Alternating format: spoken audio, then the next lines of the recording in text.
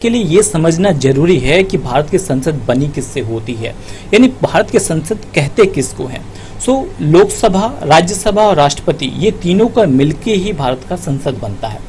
ये डायरेक्टली प्रश्न पूछा जाता है कि भारत की संसद कंसिस्ट ऑफ, यानी Indian parliament is consist of क्या होती है, लोकसभा, राज्यसभा और राष्ट्रपति तीनों को मिलकर भारत की संसद बनती है। बहुत सारे लोग कंफ्यूज होते हैं कि ये लोकसभा और राज्यसभा ये दोनों हाउसेज है और राष्ट्रपति एक व्यक्ति है, कैसे ये हो सकता है। पर रियलिटी में यही है कि भारत की संसद लोकसभा, राज्यसभा और राष्ट्रपति को मिलकर बनी होती है। लोकसभा और राज्यसभा ये दोनों हाउसेज है, दो हाउस है और एक व्यक्ति है, तीन को मिलकर भारत की संसद बनती है। सारे टॉपिक अपने आप में बहुत ही महत्वपूर्ण है। ऑलरेडी हम लोगों ने राष्ट्रपति को बारे में डिटेल में डिस्कस किया और एक वीडियो बनाया है जिसमें सारे इंपॉर्टेंट क्वेश्चन राष्ट्रपति से जुड़े हम लोग कवर किए हैं कि राष्ट्रपति का कार्यकाल कितने दिनों का होता है, वेतन कितने दिनों का होता है, कैसे उन्हें चुना जाता है, क्या प्रक्रिया होती है, महाभियोग क्या होता है, कैसे हटाया जाता है, कितनी एज लिमिट होनी चाहिए और आज तक क्या क्या इंपॉर्टेंट फैक्ट या चीज़ें हमको याद में रखनी है। अगर आप लोग चाहते हैं तो उसका वीडियो आपको नीचे डिस्क्रिप्शन बॉक्स में मिल जाएगा, आप उसे देख लीजिए। अच्छी तरह से मैंने समझाया, आपके राष्ट्रपति पूरी अच्छी तरह से क्लियर हो जाएगी। आज हम लोग कवर करने की कोशिश करेंगे लोकसभा के बारे में। आपको पता होगा कि लोकसभा और राज्यसभा में क्या अंतर है, कि संसद के निम्न सदन को लोकसभा कहा जाता है तथा उच्च सदन को क्या कहा जाता है, राज्यसभा कहा जाता है। ठीक है। इसके अलावा राष्ट्रपति के बारे में बात करते हैं कि राष्ट्रपति कौन है, कि भारत का महामहिम होता है, या तो देश के पहले नागरिक होते हैं ये राष्ट्रपति, और तीनों सेवाओं यानी कि आर्मी, एयरफोर्स और नेवी के कमांडर ऑफ चीफ। इसके साथ साथ हम कह सकते हैं कि सब देश में कही जाने वाली सबसे ज़्यादा पावर होती है इसके पास, और ये देश के मुखिया कहे जाते हैं तथा कार्यपालिका के भी मुखिया होते हैं। और हम लोग बात कर रहे हैं भारत के राष्ट्रपति के बारे में। तीनों को मिलकर बनता है हमारा भारत का संसद। बात करेंगे लोकसभा के बारे में, सारी चीज़ों के बारे में, बट पहले देखते हैं अनुच्छेद यानी कुछ इंपॉर्टेंट आर्टिकल्स को जो एग्जाम में बहुत बार रिपीट होते हैं। आर्टिकल्स जो है आपको याद में रखने हैं, मात्र तीन आर्टिकल्स ध्यान में रख लीजिए, आपके मेनली कंप्लीट हो जाएंगे।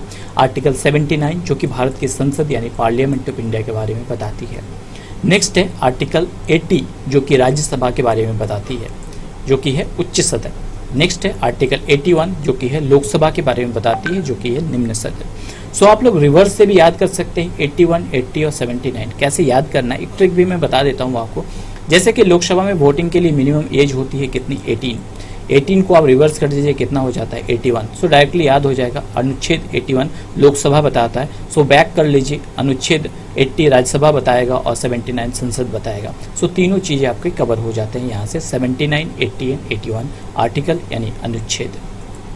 बात करेंगे एमसीक्यूज के बारे में कि क्या क्या इंपॉर्टेंट एमसीक्यूज आपको याद रखने यानी ध्यान में रखने हैं लोकसभा के बारे में। पर पहले बात करते हैं लोकसभा।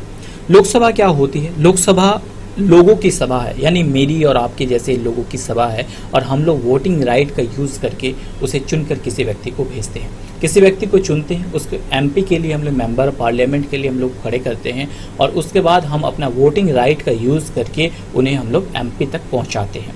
बट शुरुआत कैसे हुई इस लोकसभा की, ये मोस्ट इंपॉर्टेंट है। दोस्तों इसकी शुरुआत यानी 1951 में सितंबर अक्टूबर में इसकी तैयारी हुई और फरवरी मार्च तक ये तैयार हो गया, यानी मान लीजिए फरवरी में ये पूरा हो गया और अप्रैल 1952 में जाके लोकसभा का गठन हुआ। गठन याद में रखिए, कब गठन हुआ इसका, अप्रैल 1952 में गठन हुआ था किसका, लोकसभा का। बट ये स्टार्ट हुई यानी पहली बैठक इसकी कब हुई, 13 मई 1952 को, 13 मई 1952 को इसका पहला बैठक हुआ था किसका, लोकसभा का। और अभी जो हम लोग लोकसभा देख रहे हैं वो नरेंद्र मोदी जी की सरकार है, दूसरी बार चुनकर वो आए हैं सरकार में। और ये कितने नंबर की लोकसभा है, ये 17वीं लोकसभा भी चल रही है नरेंद्र मोदी की सरकार की, और इसी के बारे में आज हम लोग बात करेंगे। कितनी सीटें होती है लोकसभा में, क्या क्या चीज़ें होती है, बात करेंगे। पर सबसे पहले बात करते हैं कि लोकसभा की शुरुआत कैसे हुई या क्या क्या चीज़ें आपको ध्यान में रखनी है। ये क्या होता है, संसद का निम्न सदन होता है। इसके अलावा लोकसभा के सदस्यों का कार्यकाल कितने दिनों का होता है, 5 वर्षों का कार्यकाल होता है लोकसभा के सदस्य का। लोकसभा के सदस्यों का निर्वाचन कौन करता है, तो जनता द्वारा डायरेक्टली लोकसभा के सदस्यों को चुना जाता है। आपको पता होगा कुछ दिन पहले जो 17वां लोकसभा इलेक्शन हुआ उसमें क्या हुआ, एमपीज को हम लोगों ने ही तो चुनकर भेजा, क्लियर है। इसके अलावा लोकसभा के अध्यक्ष और उपाध्यक्ष होते हैं, जिसकी नियुक्ति कौन करता है, लोकसभा के सदस्य द्वारा नियुक्ति की जाती है अध्यक्ष और उपाध्यक्ष की। इसके अलावा लोकसभा का अध्यक्ष ही राष्ट्रपति द्वारा बुलाए गए संयुक्त सत्र की अध्यक्षता करता है। सो बहुत ही इंपॉर्टेंट है सारी चीज़ें। एंड नेक्स्ट देखेंगे योग्यता के बारे में कि लोकसभा के सदस्य होने के लिए क्या क्या योग्यता होनी चाहिए। क्या होनी चाहिए? वो भारत का नागरिक होना चाहिए तथा न्यूनतम उसकी आयु यानी मिनिमम एज कम से कम 25 वर्ष होनी चाहिए। दोस्तों ये थे कुछ बेसिक हमारे भारतीय लोकसभा के बारे में। चलिए तो देर न करते हुए हम लोग एमसीक्यूज की ओर बढ़ते हैं। आपको प्रत्येक प्रश्न का उत्तर देने के लिए मिलेंगे मात्र 3 सेकंड का वक्त। अगर आप लोगों को इनमें से किसी का भी उत्तर आता है तो आप मुझे कमेंट बॉक्स में कमेंट कर सकते हैं। ये सारे ही प्रश्न बहुत ही ज़्यादा इंपॉर्टेंट है। पहला प्रश्न आपके सामने है कि लोकसभा में कितनी सीटें होती हैं। सीटें बहुत ही इंपॉर्टेंट है। सो लोकसभा में 545 सीटें होती है। ठीक है, अब सीटें का जो मुद्दा है ये बहुत ही कंफ्यूजिंग है। बहुत ज़्यादा लोग कंफ्यूज होते हैं क्योंकि अलग अलग जगह अलग अलग चीज़ें लिखी होती है। जैसे कहीं कहीं पे आपको क्या लिखा मिलेगा, 552 सीटें लिखी मिलेगी। कहीं कहीं पे आपको मिलेगा 550 सीटें। कहीं कहीं पे आपको दिखेंगे कैसा फॉर्म 545 प्लस 7 सीटें। कहीं कहीं पे आप देखेंगे लिखा है 543 और प्लस 2 सीटें। कहीं कहीं पे आपको दिखेंगे 530 प्लस 20 और प्लस 2, इस फॉर्म में भी दिखेंगे। बट मैं बता दूं कि ये सारी ही चीज़ें सही है, कोई भी गलत नहीं है। बट कैसे आपको ध्यान में रखनी है, कैसे समझना है, क्योंकि ये बहुत ही कंफ्यूजिंग है। ये सारी ही सीटें सही है बट अलग अलग कंडीशन से इसके, ये आपको समझना होगा। बहुत ही इंपॉर्टेंट है अगर आप लोग किसी एग्जाम की तैयारी कर रहे हैं, क्योंकि डे बाय डे इनका लेवल बढ़ रहा है। सो आपको प्रिपरेशन का लेवल भी बढ़ाना होगा, आपको नॉलेज बढ़ाना होगा, तभी आप लोग अच्छे से एग्जाम फाइट कर पाएंगे। सबसे पहले देखते हैं 552 सीटों का क्या चक्कर है। तो ये जो 552 सीटें हैं ये क्या है, ये मैक्सिमम नंबर ऑफ एमपीज है। यानी कि भारतीय संविधान में लिखा है कि इससे ज़्यादा एमपीज कभी भी नहीं हो सकते हैं। यानी सबसे ज़्यादा से ज़्यादा एमपीज हो सकते हैं वो 552 हो सकते हैं। सो ये मैक्सिमम है 552। इसका क्लियर हो गया आपको। नेक्स्ट आते हैं 550। अब 550 क्या है, तो ये जो 552 है इनमें से 550 जो है वो पब्लिक के द्वारा चुनी जाती है, यानी जनता के द्वारा चुनी जाती है, और 2 जो है वो राष्ट्रपति के द्वारा मनोनीत की जाती है। सो ये 550 जो है वो डायरेक्टली पब्लिक के द्वारा चुनी जाती है। मैक्सिमम टू मैक्सिमम चुने जा सकते हैं, इसी के कारण इसे 550 कभी कभी लिखा जाता है। और 2 जो है वो जनता चुन नहीं सकती है, उसे तो राष्ट्रपति के पास स्पेशल पावर होती है। सो इसे नहीं लिखा जाता है, इसलिए 550 कहीं कहीं आपको मिलेंगे। अब ये 545 प्लस 7 इसका क्या चक्कर है ये देखते हैं। ठीक है, तो दोस्तों ये जो 550 मैक्सिमम है ये कभी भी अभी तक अचीव नहीं कर पाया है, क्योंकि 545 पे ही इलेक्शन होते हैं, और ये जो 7 है ये कभी भी इस पे इलेक्शन नहीं हुए हैं, क्योंकि ये जो है ये पाक ऑक्युपाइड कश्मीर में है। अगर हम लोगों को ये पाक ऑक्युपाइड कश्मीर मिल जाती है तभी इन 7 में जो है वो इलेक्शन हो पाएंगे। सो अगर मैक्सिमम पूछा जाए तो हम लोग क्या लिखेंगे, 552 लिखेंगे। उनमें से अगर 2 हटा दिया जाए जिन्हें राष्ट्रपति द्वारा चुना जाता है तब मैक्सिमम क्या हो जाएगा, 550 हो जाएगा। इसके अलावा 545 में इलेक्शन होते हैं और 7 जो है वो किसके द्वारा, पाक ऑक्युपाइड कश्मीर में है जिसमें इलेक्शन नहीं होते हैं। अब ये 543 प्लस 2 ये क्या है। सो 543 में इलेक्शन होते हैं हमारे, और 2 जो है वो राष्ट्रपति के द्वारा चुने जाते हैं। सो 545 टोटल जो है इसको इस पार्ट में डिवाइड कर सकते हैं। 543 में इलेक्शन होते हैं और 2 में जो है वो राष्ट्रपति के द्वारा नॉमिनेट किया जाता है एंग्लो इंडियन को। ठीक है, तो इस प्रकार से डिवाइड किया जाता है। अब यहाँ पे जो 2 है इसको लेके बहुत ज़्यादा लोग कंफ्यूज होते हैं कि ये जो राष्ट्रपति के द्वारा चुने जाते हैं यानी जो एंग्लो इंडियन 2 चुने जाते हैं इसका क्या चक्कर है। तो दोस्तों ये जो 2 चुने जाते हैं ये हमेशा नहीं चुने जाते। भारतीय संविधान में लिखा हुआ है कि अगर ये जो 543 यानी 545 जो है इसमें से अगर एक भी एंग्लो इंडियन ना चुना जाए तब राष्ट्रपति के पास स्पेशल पावर होता है कि ये 2 एंग्लो इंडियंस को जो है वो चुनकर भेज सकता है लोकसभा में। एंग्लो इंडियन कौन होते हैं, ऐसे व्यक्ति जिनका संबंध जो है ब्रिटेन से हो, यानी कि ऐसे व्यक्ति एंग्लो इंडियन, एंग्लो का शब्द है आंग्ल, आंग्ल शब्द से बना है एंग्लो, आपको पता है। यानी कि अगर किसी के दादा दादी या कोई भी जो है वो शादी किए हो, इंडिया में आकर शादी किए हो, जो कि एक विदेशी हो, तो ऐसे व्यक्तियों को चुना जा सकता है एज ए एंग्लो इंडियन, जिनका संबंध कहाँ से होना चाहिए, अंग्रेज से उनका संबंध होना चाहिए।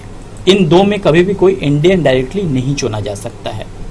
और इसे कौन नॉमिनेट करता है, इसे राष्ट्रपति के द्वारा चुना जाता है। पर राष्ट्रपति डायरेक्टली अपनी मर्जी से किसी भी 2 व्यक्ति को नहीं चुन सकता है, मंत्रिपरिषद की सलाह से इन 2 व्यक्तियों को चुना जाता है। चलिए अगले प्रश्न की ओर बढ़ते हैं कि लोकसभा को अन्य किस नाम से जाना जाता है। तो सही उत्तर है, लोकसभा को हम लोग किस नाम से जानते हैं, निम्न सदन के नाम से जानते हैं, अस्थायी सदन के नाम से जानते हैं, या तो लोकप्रिय सदन के नाम से जानते हैं। यानी सही उत्तर होगा यह सभी। लोकसभा को निम्न सदन, अस्थायी सदन या लोकप्रिय सदन, इन तीनों नाम से ही जाना जाता है। अगला प्रश्न आपके लिए बहुत इजी हो सकता है। थोड़ी देर पहले मैंने बताया भी कि लोकसभा का वर्णन किस अनुच्छेद यानी भारतीय संविधान के किस आर्टिकल में किया गया है। तो सही उत्तर होगा कि लोकसभा का वर्णन हमारे भारतीय संविधान के आर्टिकल 81 में किया गया है। थोड़ी देर पहले मैंने बताया आपको कि लोकसभा का वर्णन है आर्टिकल 81 में, जिससे कि आप लोग 18 साल मिनिमम एज है उसको उल्टा करके कर सकते हैं आर्टिकल 81। राज्यसभा का वर्णन है आर्टिकल किसमें 80 में, जबकि भारतीय संसद का वर्णन है आर्टिकल 79 में। ये तीनों तो आपको याद हो जाते हैं। बट दोस्तों थोड़ा सा टफ एग्जाम हो रहा है और एग्जाम में पूछा जा रहा है, जैसे कि थोड़ा सा आप लोग हायर एग्जाम दे रहे हैं तो उनमें पूछा जा सकता है कि ये जो मैंने थोड़ी देर पहले एंग्लो इंडियन के बारे में बताया कि 2 एंग्लो इंडियन को राष्ट्रपति के द्वारा मनोनीत किया जाता है, सो इसके बारे में वर्णन भारतीय संविधान के किस आर्टिकल में है। सो इसके बारे में आर्टिकल 81 में कोई वर्णन नहीं है। इसके लिए 2 आर्टिकल आपको ध्यान में रखने हैं। एक तो आर्टिकल कौन सा 331 और दूसरा कौन सा आर्टिकल ध्यान में रखना है आर्टिकल 366। ठीक है, आर्टिकल 331 में सीट्स के बारे में लिखा है कि 2 एंग्लो इंडियन को चुन सकता है, किसके द्वारा, राष्ट्रपति के द्वारा मनोनीत की जा सकती है।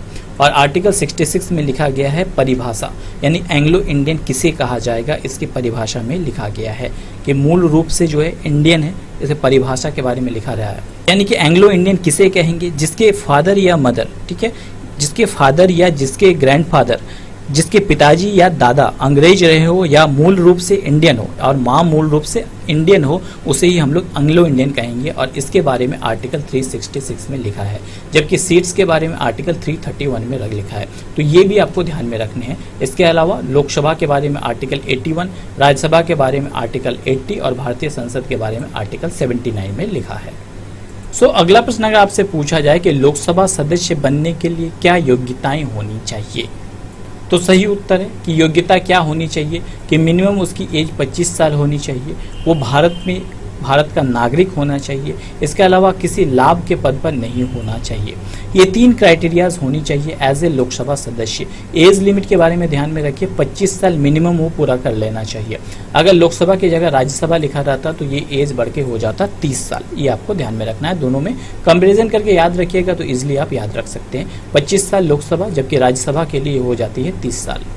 अगला प्रश्न है कि लोकसभा का कार्यकाल कितने वर्षों का होता है, तो सही उत्तर है लोकसभा का कार्यकाल होता है 5 वर्षों का। जैसे थोड़ी देर पहले 5 साल पूरे हुए थे मोदी सरकार के, फिर से लोकसभा इलेक्शन हुए, फिर से मोदी सरकार में आई, तो 5 साल का कार्यकाल होता है लोकसभा का।